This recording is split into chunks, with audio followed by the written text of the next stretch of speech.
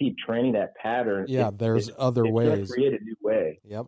You know, it's going to find that way. So that's what boat I'm in, like trying to retrain my brain after my brain injury. It's just I mean, the journey sucks, but it's 100% worth it. Yeah.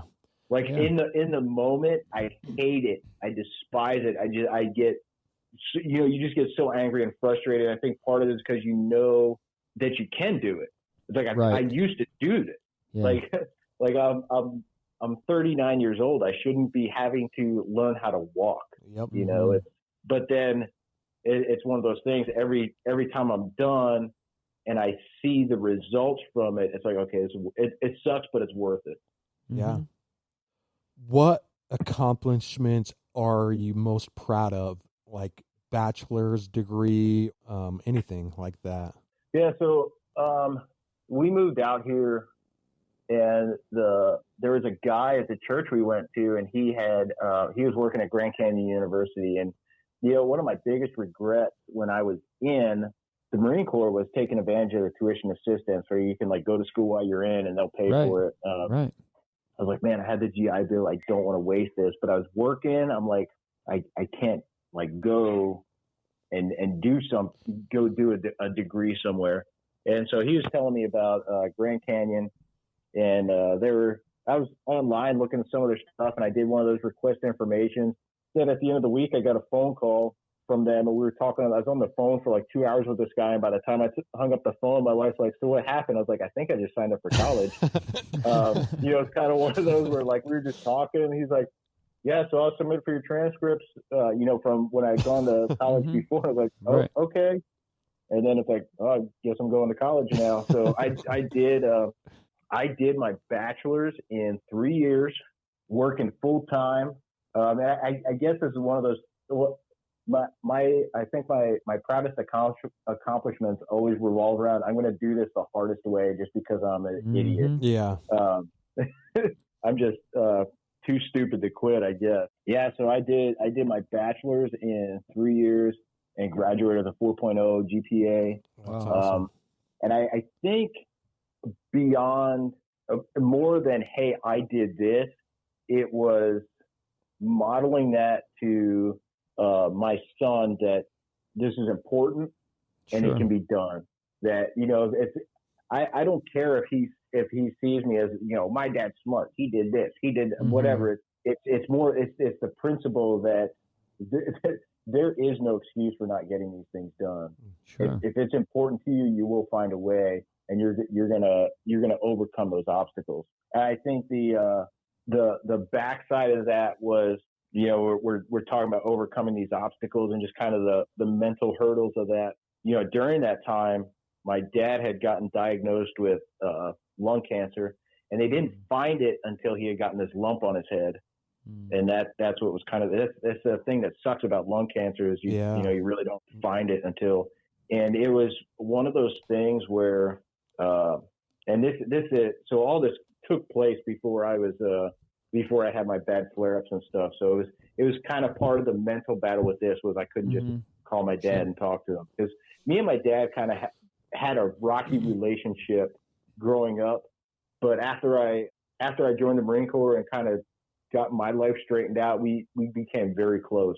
Was he prior military? So he joined the Air Force in I think 70. The draft was going on, and he was like, you know, he was in college, and he's just like, I'm gonna choose where I'm gonna go instead of getting drafted. Instead, I don't know when Vietnam got over. Do you? 72. Okay. I think. Yeah, so he had joined, and he was in for about a year or two, and they started doing the drawdown. So then they're like, hey, we don't need you anymore. Have a nice life. Yeah. So he did, like, and that's, you know, he always said that, you know, he was hoping to make a career out of it, but at the same time, if that wouldn't have happened, then he wouldn't have met my mom, and I wouldn't be here. So, everything happens, you know, everything works out the way it's supposed to. So while I was in college, he had gotten diagnosed, and it's that same thing of, you know, my parents would come out here and visit, we've been coming out as a family. We've been coming out to Arizona for family vacations for, since I was in like third grade. So they would always come out here and visit us. It's one of those things where they'd come out in July or August, and we had done a bunch of stuff, and it's like, all right, next time we come out, we'll do these things or whatever. And then like that October, we were talking on the phone and told me what was going on, and just kind of like, well, that last August was the last time they're going to be out here, or the last time he's going to be out here, and coming to, and I'm good at denial. I'd be like, maybe, because you have people that will get cancer treatments and they'll kind of go into remission, or things will start getting better. And then it usually seems that it comes back worse than it was. And that's kind of what happened with him. But through all that, he got diagnosed in October, and then he passed away August of 2015. And we had gone out like the week before he passed away. Okay. And, had that time to visit with him. Perfect timing. And it was rough.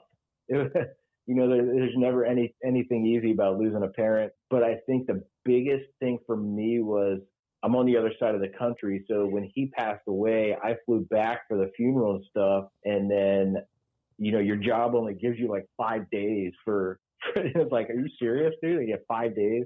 So, you're on like a turn and burn. I fly out to Pennsylvania, do the funeral, blah, blah, blah, come back, and it's back to work. It's life doesn't stop. For me, I just kind of stuffed it all down. I don't think, I would say to this point, that was 5 years, coming up on 5 years ago, I have not properly mourned my dad's passing, and I think as in the Western world, I don't think we know how to mourn. Yeah. We do. We don't mourn properly. We need a protocol or something. Yeah. It's just, you look at other societies, and they have there's a priority, for lack of a better term, on mourning. And it just kind of seems that we kind of almost devalue life in doing that. Yeah. That it's just like, okay, he passed. Oh, it happens. That's part of life. Moving on, back to work. I don't know. It's weird when I think about it sometimes. Because it is part of life, but it doesn't detract from the fact that, hey, this was your dad. This was my mom's husband. It's interesting. I lost my father just last year. Hasn't even been a year yet, and he died on the 4th of July. I find the mourning process is like it comes and goes, because life doesn't stop. You know what I mean? We like you were saying, you're right back to work. You're right back into your responsibilities and all that. And you're like, wait, I need some time. But you don't get that time.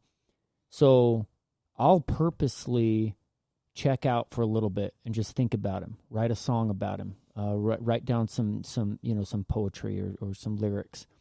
And because music is one of my outlets as well. So I'll do that, and I've done that a few times just through this past year, and that's helped a lot through the mourning process. That's awesome. Because it's not a one and done thing. You don't just mourn and then it's over. I mean, you'll something will happen, and it will bring up like memories, and you'll be like, oh wow, I didn't know I stuffed that down, and you just got to work through it. Just be willing to, Yeah, I think that's the big thing is that you hit it, is be willing to. We're at this weird time, there's so many guys out there that are trying to promote this masculinity movement or, the war against toxic masculinity. And sometimes I see it as the war against toxic masculinity is kind of highlighting toxic masculinity.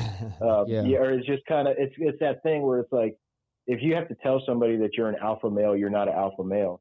But we see, we're still stuck in that mindset that as a man, if I mourn, if I'm crying, then it's weakness, and I was stuck in that mindset for a long time. But it's if I refuse to do that, I see that as weakness. Yeah, it totally is, because it will weaken because you. I'm afraid of confronting it.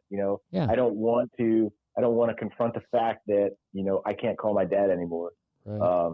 And so it's a weird mindset shift to get over at times. So what's it like now? What are you doing now? What's your your daily thing. I mean, it seems like you're doing way better mentally, physically.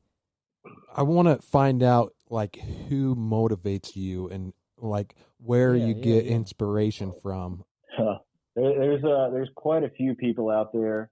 So right now I work at a gym here in Casa Grande. I do training individuals, working on getting up a group fitness training for guys that want to go in the military or go into fire service.